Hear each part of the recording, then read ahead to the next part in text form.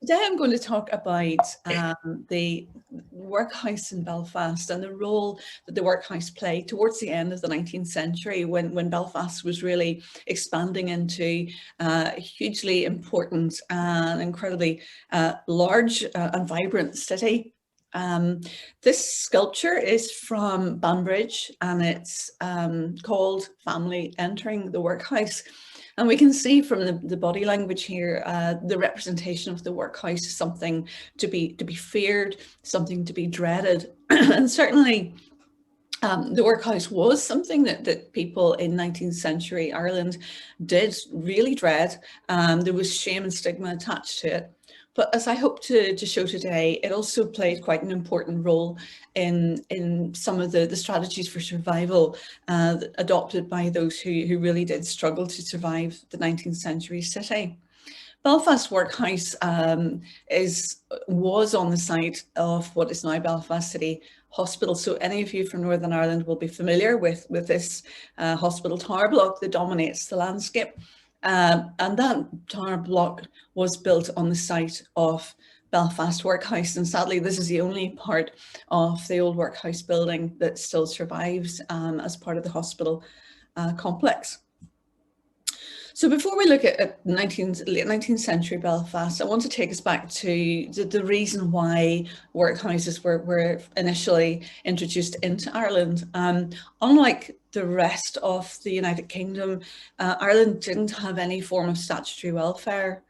It was overwhelmingly agrarian country, very rural, very prone to extreme poverty and famines, as I'm sure you're all aware. In the early 19th century, the extent of poverty in Ireland was so great that it was becoming a major source of embarrassment. I mean, Ireland had only recently become part of the United Kingdom, created in 1800. And to have such poverty, such extreme poverty in part of the kingdom was something that the government felt needed to be addressed. It was also pushing people to migrate to England and was therefore putting pressure on welfare systems in many English cities as well. So the question was, what was the best means of introducing some form of welfare to Ireland? And I suppose it wasn't seen as a means of alleviating poverty. Poverty was seen as the natural state of things. It was more, what do you do with the poor? How do you get the destitute who aren't able to work or don't work, off the land and stop them begging and wandering around the countryside? And after several years of reports, of debates as to what should be done, it was decided that the workhouse system that had been introduced in England in 1834 under the new Poor Law should also then be extended to Ireland. Many people argued against this. They said that the context in Ireland wasn't suitable for the Poor Law as it was evolving in England. However, despite all sorts of objections, it became law as the Irish Poor Law of 1838. And the idea being that it would be funded, the relief of poverty would be funded by Irish property, which was mainly Irish landlords, because it was such a rural society that really landlords were the only people that really had the wherewithal to support the poor outside of the main towns and cities. And it created a network of workhouses across the country where the poor would find food and shelter in return for manual labour. So it created for the first time in Ireland what became known as the pauper class, those who were utterly destitute and therefore dependent on the state for everything. And it devised the workhouse test, the idea that the only means of relief would be by being admitted to one of these new workhouses. Conditions were deliberately designed to be so unpleasant to deter anybody from using it unless they absolutely had to. It was a means of determining who was really destitute and who should be admitted. As well as conditions being unpleasant, families being separated on admission, and the level of food being so basic. The other main issue that was introduced was the idea of the stigma attached to having to enter the workhouse, the shame of becoming a pauper. And it was believed that this as well would deter people from using it. I have no sound. Unless they absolutely had to. So Ireland then was divided up into 130 poor law unions. Later on, that would become 163. And a workhouse was built in the main town of each union. A board of guardians was established in each union, and it was their role to locally administer the poor law. But they would remain under the authority of the Central Poor Law Commission that was based originally in England, but then very quickly moved to Dublin. As I said earlier, originally there was 130 workhouses built across the country, unlike England as well, when the new poor law was introduced there. We didn't have a system of workhouses in Ireland, so new workhouses were built in every poor law union. The building project began in January 1839 when George Wilkinson arrived in Dublin, and his remit was to design a workhouse plan and to have one built in every poor law union. The brief was straightforward. It was to be as cheap as possible. The commissioners stated the style of building is intended to be of the cheapest description compatible with durability. An effect is aimed at by harmony of proportion and simplicity of arrangement, all mere decoration being studiously excluded. So cheap and cheerful, but it had to last. Within 2 months, Wilkinson had devised plans, and almost every Irish workhouse was built upon these plans. Basically, it came in 3 sizes, small, medium or large, but it was the same design wherever you went. And we still see some remnants of workhouses across the country today. Quite often they ended up, as we shall see, being turned into hospitals. But there's an example of a gable end of a workhouse. Ballymena Workhouse is now the Braid Valley Hospital. And you can see then the other side, so tall, imposing, dark and very forbidding buildings. This is all that's left of Antrim Workhouse. It's the fever hospital, but it's ironic in many ways when you basically Antrim, what was Antrim Workhouse, it was razed and the site is now used for Tesco. So as you drive past the fever hospital, you see every open 24 hours, every little helps. I don't think many visitors to Tesco realise the significance of that. The idea, as I said, of the workhouse was it was supposed to deter people from using it. Supervision at all times. People were supervised from the moment they arrived until the moment they left. And the actual design of the workhouse was such as to facilitate that.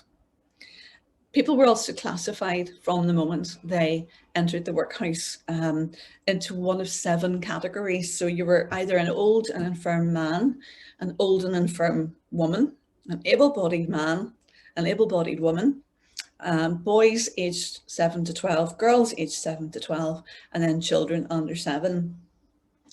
And on entering the workhouse, depending on what category you fell into, you were housed in different parts of the workhouse. So segregation was a very, very important part of workhouse life. So families on entering the workhouse would be divided up. And as you will see here, sort of the sleeping quarters were very basic. So children would have slept in a completely different wing from the parents. They would have eaten in that wing. They would have exercised. They would have gone to school and all those things in a very different part from everybody else. Husbands and wives, likewise, segregated on entry and remained apart for their entire time. So this is just one example of a workhouse building, and it's a dormitory. And as you can see there, there's 2 raised platforms that run the whole length of the room. And basically on those then would have been straw and then very coarse cloth. And basically you just you find a spot and lay down. There weren't individual beds until really the end of the 19th century. So you were like squeezing up beside complete strangers every day, and the more people that arrived, the more people just had to squeeze in. So really very, very unpleasant place to be, and as I've said, deliberately designed that way. It wasn't called a workhouse for nothing. The idea was that nobody got anything without working in return. The idea of the workhouse was also to create a labouring class that wasn't dependent on relief, that would learn, as it were, to be independent and to work for a living. So you can see in the screen here some of the kind of work that people would have been put to. Men generally would have broken stones, which meant, you know, they would have got big boulders, and their work would have been just chip away at that, creating small stones then that would have been used for surfacing roads, etc. Digging in potato patches. The older inmates would have been put to picking oakum, which is basically taking a ship's rope and picking apart the threads, and the threads from that would have been used then to make wadding, cotton wool wadding, that sort of thing. And there's other jobs then that the inmates would have been put to as well. The idea again being that it was not rewarding work, it was tedious, and you would have worked for about 10 hours every day. The other way in which this idea of conditions being in the workhouse being less appealing than it was outside the workhouse was the diet. The diet was deliberately, again, designed to be monotonous, to be tedious. And it was only really in the 60s here, we can see in 1964, a new dietary that was introduced for Belfast inmates. And really, this is the first time we're starting to see some kind of a difference. From this time onwards, people maybe got something different on a Thursday and a Tuesday compared to every other day. But you can see for yourself there are minimal quantities, and it carefully worked out to be the minimum amount that somebody could remain healthy on, so that no money was wasted at all. So that's sort of the idea of the workhouse, and as I say, it was designed in such a way as to put people off using it. It was to be deeply stigmatizing. Certainly Irish workhouses gained a really horrendous reputation during the famine. The system was up and running just a few years before, you know, major humanitarian crisis hit Ireland in the form of the famine. You know, with mass deaths, people flocking to the workhouse, cramming in, massive overcrowding, people bringing diseases with them, and people then dying in the workhouse from those diseases, and stories being told then of cartloads of bodies being taken away for burial in communal graves on a daily basis. So for that period of the famine during the 1840s and 50s, the workhouse was indeed a truly horrendous and horrific place to be, where many, many people died. But that was just for a short period. And what I want to look at then is, as we move into the latter part of the 19th century and the very early 20th century, what was the workhouse like at that stage? Who used it and why did they use it, particularly in Belfast? And when I looked at admission figures in Belfast in the latter half of the century, I was really surprised, because I expected that after the famine impact had died away, that numbers would start to drop and taper away, and by the end of the 19th century we would have had very few people entering the workhouse.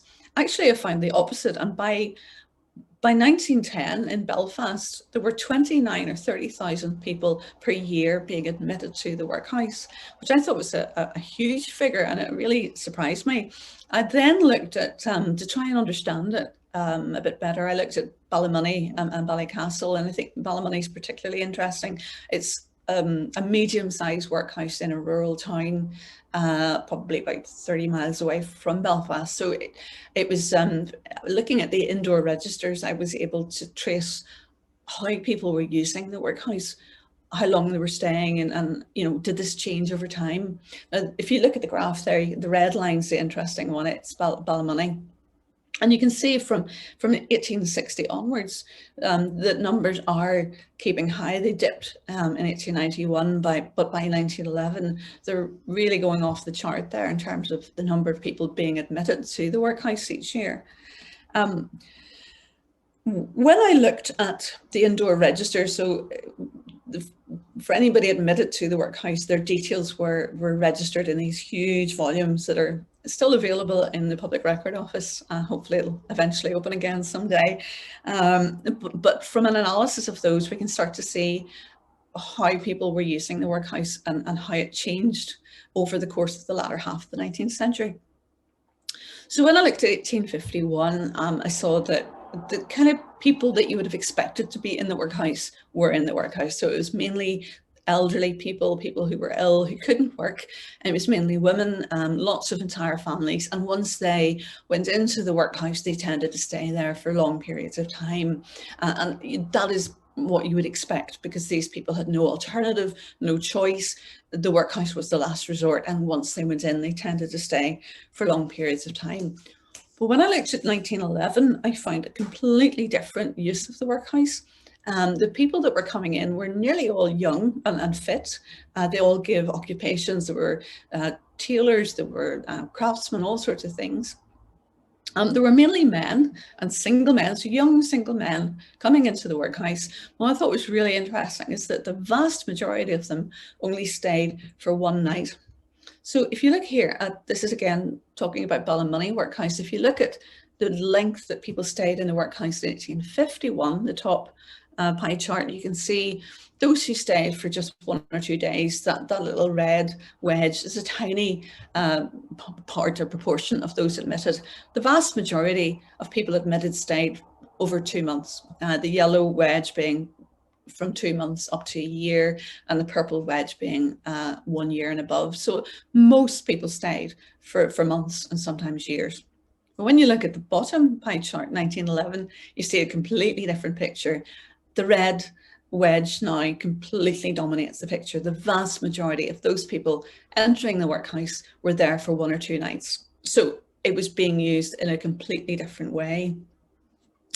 A lot of those being admitted, as I said, their occupations were often registered. They were very often going somewhere else. So they were stopping at the workhouse and staying there for a couple of nights and then travelling on. They very often had a skill. They were tradesmen. 1881, Ballymoney Workhouse admitted 7 plasterers, 27 masons, 38 tailors, 24 printers, 10 sailors, a fiddler and a ballad singer. They all stayed for one night, and they all give their destination as Londonderry, Belfast, Coleraine, Dublin and Cork.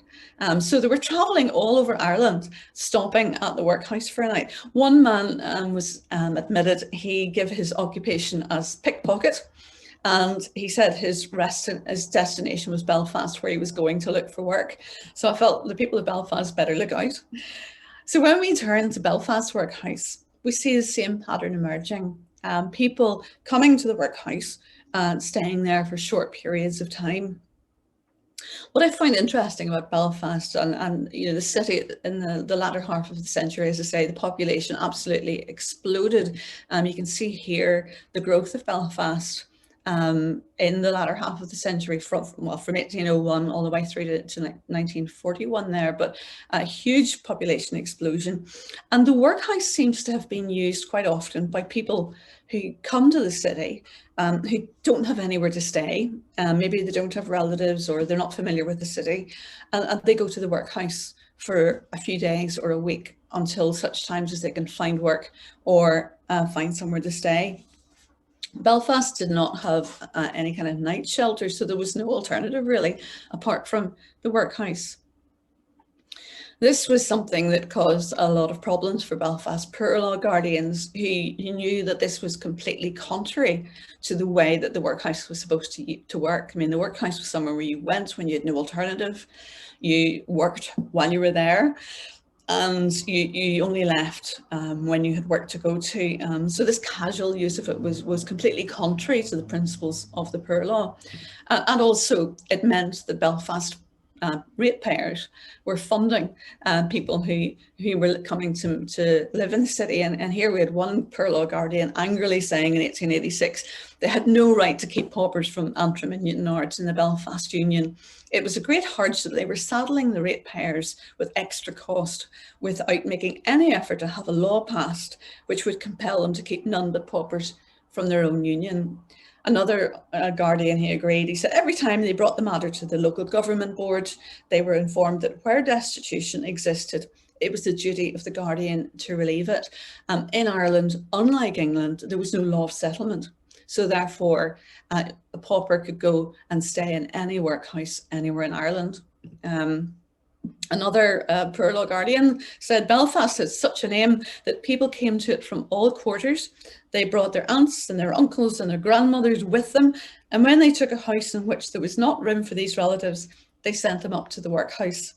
So there's a strong sense here among the Guardians that people in Belfast are using a workhouse in a way that they have no control over and they can't do anything about. It was also very much a casual lodging house for some people as well. People came and went as and when they had nowhere else to stay. If the money ran out or they didn't have a job and they nowhere to pay, nothing to pay their rent with, very often they would go to the workhouse for short periods of time. And you're just taking 4 examples here from the registers, the indoor registers for 1900, 1901. I looked at 4 months. I looked at October 1900, January 1901, April and July, because the numbers are so vast that I had to sample them. And just taking those 4 months, Joseph there, who's 40, a labourer, he was admitted to Belfast Workhouse 8 times during that 4-month period. John L. was a 60-year-old, he was an iron dresser, he turned up 6 times, and every time he was admitted, his address was given as somewhere different in the city. So we get a sense then of the poorest people in the city moving about all the time, just literally as and when they can pay for lodging somewhere, they'll pay it. But once they run out, then very often the workhouse was the last resort for them. Maggie as well, she was 30, a mill worker, and she was a widow, and she was admitted 10 times during that period, each time with her 7-year-old son. And again, every time she was admitted, her address was given as somewhere different in the city. And John here, a father of 4, his wife had died, and again he and his children ended up having to come to the workhouse again and again and again.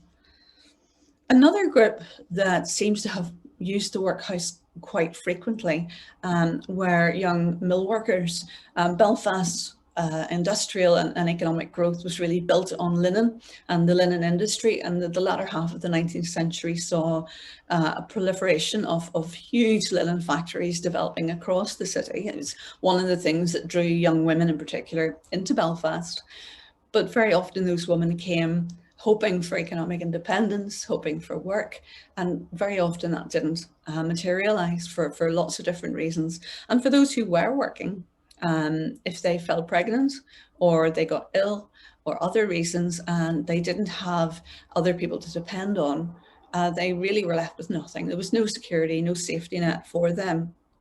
So a lot of young women whose occupations given as mill worker or something connected with linen production ended up coming to the workhouse. Another group of women were those who were single and were either admitted with illegitimate children or they were pregnant when they were admitted. In Belfast, again, you know, the very high number of instances of single pregnancies was going to be a problem in a city where there were lots of young women coming to the city for work. In a total, in October 1900, there were 28 single pregnant girls admitted to Belfast Workhouse just in that 1 month. And another 51 were admitted with illegitimate children. For young women like these who were in search of work, who were out of work, or as I say, who were heavily pregnant and didn't have any family support structures or community support, the workhouse really, no matter how horrific it was as a place to be, did represent an important option for them and one that many had to resort to in the absence of anything else. Belfast Workhouse also seems to have been a place of almost semi-permanent accommodation for some of young women or sometimes older women in the city who give their occupation as prostitute. And this caused concern for ratepayers and Perlor Guardians who decried the workhouse as a place of immorality. And there were, throughout the 1870s and 80s, the pages of the press were constantly full of angry ratepayers complaining about the workhouse being a den of iniquity. But it did actually end up being an important refuge for women whose, as I say, occupation was given as prostitute. And we see women coming in and out on a regular basis, maybe leaving for a night, taking their children with them, coming back in again the next day. For women who were ostracized by families, the workhouse did represent shelter and a refuge. What I wanted to do then is move from the people using the workhouse to looking at specifically at one role that the workhouse played, and that is in medicine in the workhouse. And the workhouse infirmary grew gradually to become a very important hospital. And as you've seen from the start, eventually became Belfast City Hospital as we know it today. Early nursing care in the workhouse was invariably in the hands of female inmates. So paupers who would have been admitted to the workhouse were given the job of looking after people in the infirmary. And very often, for example, these people were illiterate and they couldn't read, and that would be a problem when it came to administering medicine, for example.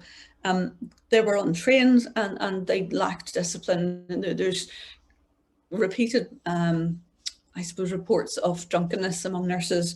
Brandy was supposed to be there for medicine and medicinal purposes, but it definitely appears from the reports of the workhouse master that wasn't always what it was used for.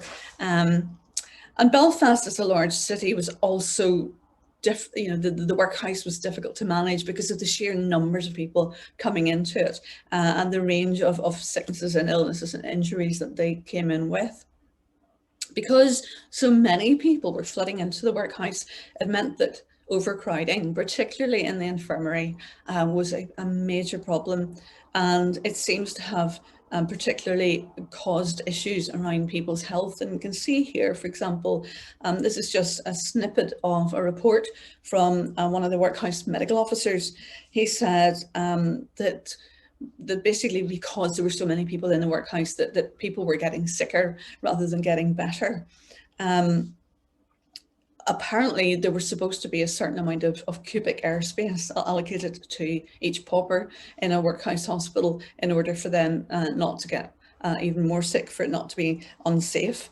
And Belfast fell far beneath the recommended standard. And you can see here the doctor saying ulcers will not heal. They dread to perform an operation lest erysipelas or other diseases attending and overcrowding would attack the patients. They add that on many occasions they found it necessary to discharge patients before a cure had been accomplished. And they observed that illness either came to a standstill or it retrograded. Another report several years later showed that there was no improvement, and the inspector at that stage said, and I quote, he visited the workhouse on the 14th and he found that there'd been a very considerable increase in the number of inmates, with the exception of the fever hospital. Every part of the institution was overcrowded. It appears that the number of inmates exceeded the number that was allowed by 568. So there were 568 people more than was considered safe. In the infirmary alone, there was nearly 200 people in excess of that limit, and 95 of them were sleeping on the floor. Sadly, some of this sounds all too familiar when we look at some of the crises that are in hospitals over the past few years at the moment. But we can see that even back in the late 19th century, overcrowding and lack of hospital beds and lack of resources was a major problem. In March 1879, the Guardians received a letter from a William Gillespie of East Belfast stating, and I quote, I've just left number 17 ward of the hospital and I've been there for 17 days. The bed I was put in was in the most disgusting state, crawling with vermin, and on speaking to the other patients, I found that this state of things was something general. I directed the attention of the nurse, but got no redress. I would have spoken to the doctors, but they didn't enter into conversation with me. From the stench in the place, I lost my appetite, and when I left the workhouse, was more sick than I was when I entered it. So here's one inmate who definitely wasn't happy with the level of treatment that he received. So far then, the pictures quite gloomy, lots of doom and gloom. The workhouse was a horrific place to be if you were ill, especially a heavily overcrowded metropolitan workhouse. But I think it is important to realise that by the very close of the 19th century and the opening years of the 20th century, the workhouse saw a dramatic change in the way in which its hospitals were managed. I actually think a lot of that's down to the fact that for the first time, women were enabled to be elected as Perlor Guardians. And the women who were elected as guardians in Belfast Workhouse made an enormous difference. They established committees, they visited the workhouse on a regular basis, and suddenly there's a sense in which this is being taken seriously, and changes were really made for the better. And what we can see across the country is as the Workhouse Hospital becomes an increasingly important part of providing medical welfare for the poorer sections in society, then the workhouse responds, and more money and more resources are put into actually improving the situation within the workhouse. In Belfast, possibly one of the most important, sorry, just stop there and show you, there's Belfast Workhouse, 1900. This was Christmas Day, and this is the children's ward. And you can see by now the children are in their own beds. Each one has an individual bed. And if you look down at the back of the room, there's a very ominous looking Santa Claus there distributing gifts to the children. But I'd say by the early 1900s, the most important part that the workhouse played in the development of medicine and healthcare in the city was actually in training medical staff. The idea of the workhouse hospital being used for the training of medical students was actually first raised right back in 1856 with the introduction of the Queen's Colleges Bill. And what this sought to do was to extend the provisions of the Act of 1845, under which Ireland's 3 Queen's Colleges were established to allow for the practical medical training of the students within those. So Queen's College, Queen's University as it now is, was one of those 3 colleges. And the idea was that the medical school within Queen's University should use Belfast Workhouse Hospital as a means of giving students an opportunity for practical experience of caring for sick patients. However, Belfast Perlor Guardians were firmly opposed to the idea, something they absolutely wanted nothing to do with. They didn't like the idea of students traipsing through their wards. They didn't like the idea that Queen's medical staff would have any kind of say over their jurisdiction, the Workhouse Hospital. So I think there's a bit of territorial play going on there as well in terms of responsibility. But the long and short of it was that by the end of the century, the Guardians voted to allow medical students into the workhouse, and that actually really kick-started the process of training medical students in the hospital and the gradual development of the workhouse infirmary into a training hospital, which it still is today. In 1884, for the first time, workhouse nurses were provided with a uniform. In 1887, 6 young women were admitted to serve as nursing probationers, and this is the first time that this had happened. They were given 3 years as probationers, and after this, they would be absorbed into the nursing staff. So rather than using pauper inmates, as it were, for the first time, we're seeing professional nurses being employed by the workhouse. And actually using the workhouse as a means of training those nurses as well. In 1889, the first trainee nurse sat an examination in Dublin, and by 1901, the Workhouse Hospital was operating as a full-scale training centre. In February 1901, the Guardians noted that 16 nurses had passed their medical, surgical and fever nursing examination, which was held by the board examiners. And they were each awarded a pay rise. The same month, 8 new nurses were admitted as probationers, and in July of that year, it was announced, I quote, "All candidates for the position of probationer nurse must pass a preliminary examination in arithmetic, writing and spelling, and this will be conducted periodically by visiting medical officers." So really seeing now professionalisation of nursing in the Workhouse Hospital. And just to close then, to give you a sense of by the end of the century, December 1900 here, this is just one out of 3 departments in the Workhouse Hospital, but you can see there from the numbers, the range of treatments, from injuries through to surgical diseases, including tumours. There was a lot of cancer treatment being developed at the time, as well as alcoholism and others as well there.